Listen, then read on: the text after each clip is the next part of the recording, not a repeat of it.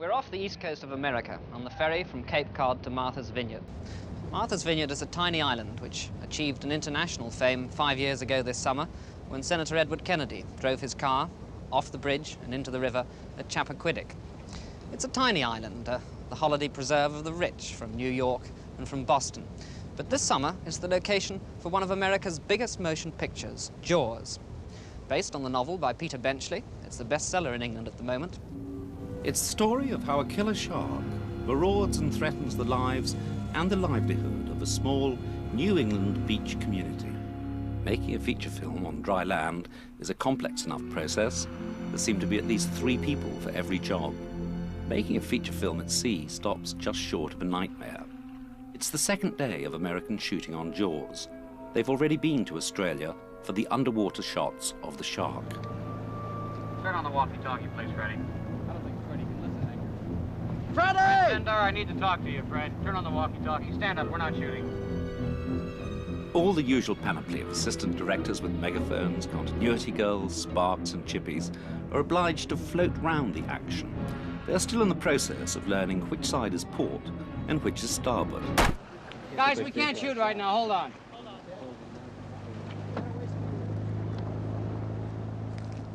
Have that belt go out and pull the anchor up and reset it off there, okay?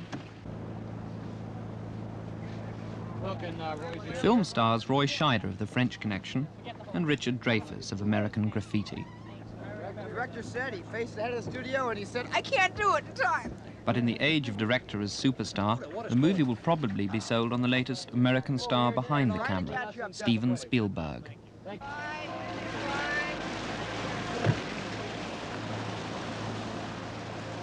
Jaws is one of the hottest properties in the film world this year. The book was an instant hit in America, and the film rights were commensurately costly. To shoot for 13 weeks at a budget of over £1 million is something of a rarity these days, so the producers, Richard Zanuck and David Brown, must have a lot of faith in their property, and even more in their director, Mr. Spielberg, who is only 26 years old. In America, he's already provided them with a financial and critical success in Sugarland Express, which he directed. He won the award for Best Screenplay at the recent Cannes Festival. Age never seems to have daunted Mr. Spielberg. At 20, he was directing episodes of Columbo in Hollywood. At 22, he made Duel, the story of a motorist being chased by a lorry, which got rave reviews when it was eventually released here. And now Jaws. It's lunchtime, and the afternoon dialogue is being doctored a little. No, because he'll be so energetic, and he'll be screaming and yelling, "It's a great white, it's a great white, I knew it all along." And there's only room in there for one quick line, expository line about the mate. The mate. Where's mate the is mate? dead, we'll have to Where's tow the the boat body? back. Why is the boat torn to pieces? Because it's a great white shark. And then all we have to do is cut out. Where are they feeding? You know, because I don't know. There have been known attacks. There's a theory called the bumping theory. And it's not a theory anymore, it's a proven fact. That sharks will nudge and bump a boat or an intended victim before they attack.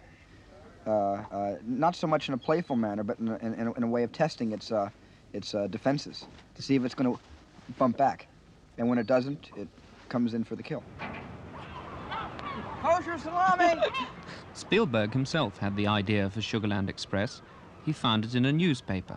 It had to do with the loss of their baby, and it had to do with this media event that, you know, it just sort of sprang up all of a sudden. In Texas, there's a posse theory, and the theory is when a fellow officer is in trouble, everybody jumps into their automobiles, all the fellow officers, and they fall in behind to try to help the guy out. And the posse theory sort of is, you know, the backdrop of Sugarland Express. I was able to, within the budget of my picture, afford 40 police cars, and in real life, 90 police cars were involved in a bumper-to-bumper pursuit that was strung out over about 150 miles. I had seen Goldie in Butterflies Are Free, and there was one scene she had with Eileen Heckert in the car that I felt was, it was really, you know, heart-turning, and I knew that there was a serious actor somewhere underneath that laughing facade. She was anxious to break out of that mold and do something dramatic and do something very serious, and that's why she became a part of the, you know, the company, and that's why I hired her. You seem to get very strong performances and naturalistic performances from your actors. What's your technique? don't know if it's so much of a technique. I asked the actor to, for the most part, to give me too much, so I can then take it down to a level that I feel is believable. I don't like casting actors who are low-key people. I like people with energy. So in the initial casting, I think that half of what a director does is cast his picture well, and the other half is you know, the control of the people within that. But I think half of the secret, when you do see a good picture and you like the people, it's in the casting. I like people who are outspoken and who are very large, so I can bring them down to life level. Here's that King Kong dialogue. When they run into the jungle, they're all talking. Yeah. They had like 40 extras, and everybody had 3 things to say. And they also through the picture, they're ad-libbing. Gee, it's big. You see it coming there? Look out, Charlie! Fire now! Throw the grenades! Duck! Everybody had about 3 lines to say, and they all overlapped each other. It was terrific. They haven't made a movie like that since King Kong. So there's a lot of what the hell's the matter? What's wrong with it? It looks like it's broken. There's a lot of that rear cleat's all torn up. The scene they're taking is one early in the film, where a fisherman has gone out to try and catch the shark, but it's holed his boat, and it's sunk, and it's killed him. And the 2 men, the sheriff, Brody, and Hooper, the shark expert, come upon his body. Roll sound. It's taken pretty well all day to get this shot. Time and tide still refuse to obey the director. One of the actors has to climb from the rescue craft into the half-sunk boat. An easy enough task, you might think. Whoa! Right. Forget it? Forget it. Don't roll. Don't roll. Over half an hour is wasted for dry clothes and new makeup. By then, the light is wrong, and the shot is put off till the following day. It seemed to me almost fanciful in the book that a shark could actually threaten people on a large boat. But nevertheless, this is the case, is it? Sharks have... Here's an interesting example. When we were shooting the Australian sequences of the great white sharks, one of the great white sharks jumped into the cage boat and sank the cage boat and sank the cages. The shark grabbed between its jaws, which can close and squeeze at 21 tons per square inch, grabbed and twisted a cage and then sounded with the cage. And when we recovered the cage, it was torn up, completely torn up.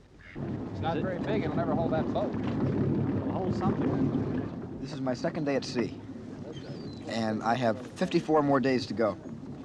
And if I survive this, I'll have learned a lot, because right now, all I can tell you is it's twice as slow shooting at sea as it is shooting on land. Because when you set your camera for a shot, invariably the boat, which began here, is over here when you're ready to shoot. With you know, tide and wind, and there are a lot of factors that take into consideration. You really can't hold composition, hold frame. You have to do a lot of pot shotting and shooting loose at open sea. If you pull the anchor up and reset it. No, it doesn't come easily. I don't even think about it. If I thought about multi-million-dollar pictures and all the equipment and all the responsibility, I'd probably go bananas.